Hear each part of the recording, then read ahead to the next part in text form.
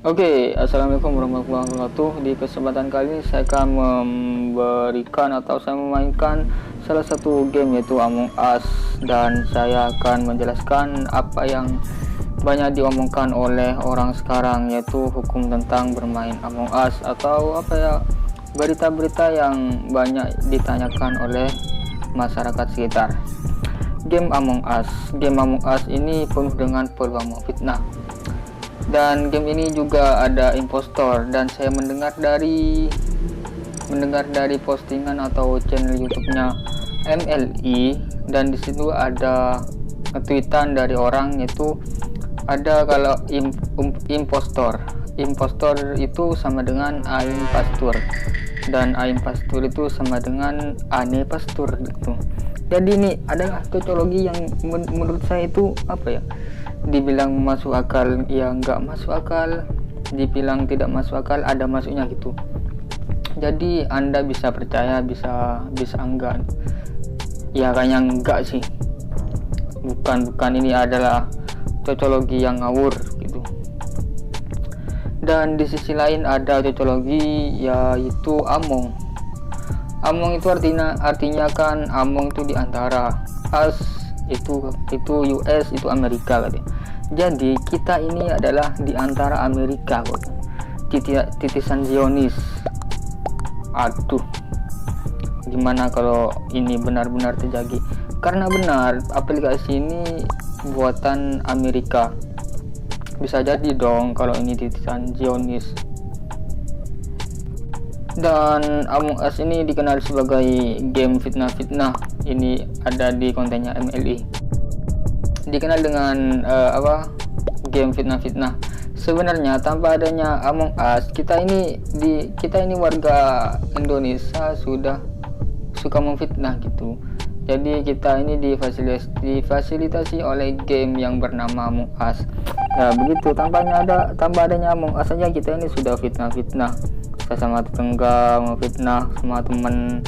Jadi jangan salahkan game Among Us. Itu ada kan banyak game-game yang saling membunuh, tapi kayak PUBG, Free Fire. Kalau sesudah memain PUBG dan Free Fire kayaknya enggak sih, enggak langsung bunuh orang, tergantung orangnya menggunakan gamenya itu baik atau enggak, menggunakan gamenya benar apa enggak gitu.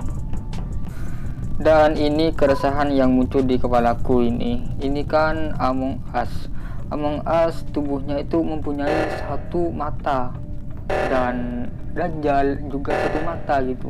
Dan game ini berasal dari Amerika, dan kalau digabungin itu gimana guys? Tolong, saya nggak berani jawab, jadi kalian harus jawab di kolom komentar. Karena banyak orang-orang itu ingin menghancurkan Islam, tapi nggak bisa. Kalau Islam itu dihancurkan dengan apa?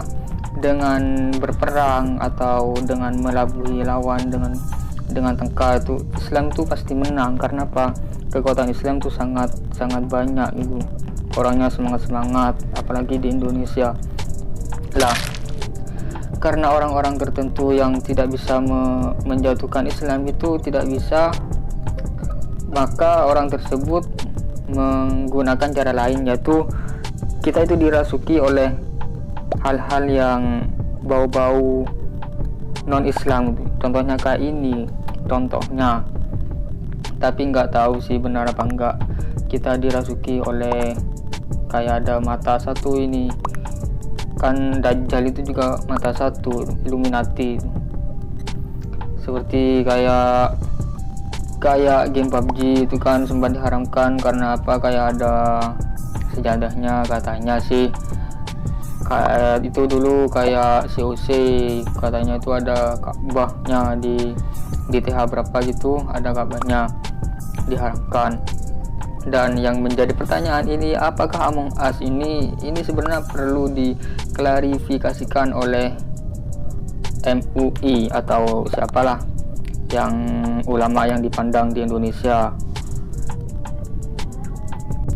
Dan saya pernah dengar salah satu hadis dari salah satu ustadz, yaitu yang berbunyi, man tasabbahat biqaumin fahuwa minhum. Siapa orang yang meniru orang lain, maka dia termasuk golongannya.